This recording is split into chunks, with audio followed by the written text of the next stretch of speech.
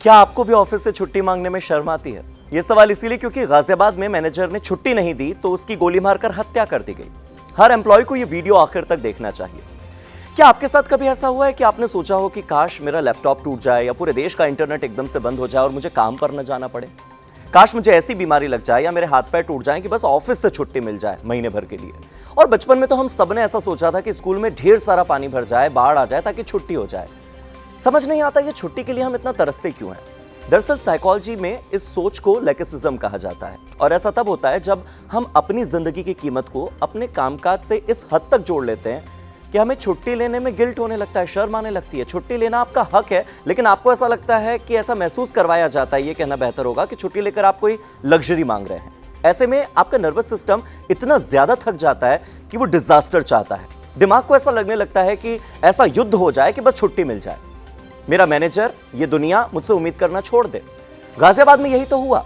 Punjab and Sindh bank के manager Abhishek Sharma से guard Ravindra कई दिनों से छुट्टी मांग रहा था। सोमवार को गार्ड किसी इमरजेंसी की वजह से काम पर आया नहीं। अभिषेक ने उसे कॉल किया, कहा तुरंत बैंक आ जाओ। रविंद्र गुस्से में दोपहर करीब 1:30 बजे होंगे अपने एक साथी के साथ बाइक से बैंक पहुंचा।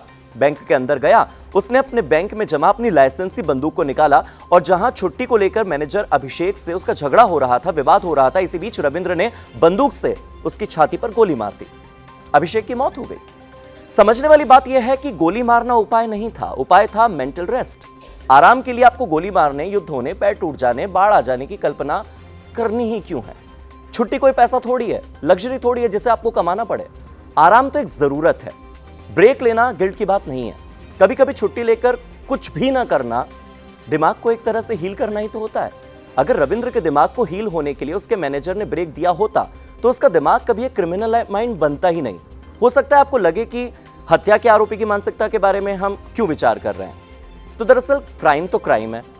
क्राइम क्रिमिनल को मारने से खत्म नहीं होगा। क्राइम तब खत्म होगा जब हम उसके कारण को समझेंगे, जड़ से उस क्राइम को खत्म करने पर जोर देंगे। और इसीलिए ये वीडियो उन सभी मैनेजर्स के लिए है जो अभिषेक की तरह काम को लेकर अपने एम्प्लॉयज पर दबाव बनाते हैं, उन्हें छुट्टी नहीं देते। कभी कभी सामने वाले को समझना बहुत जरूरी होता है।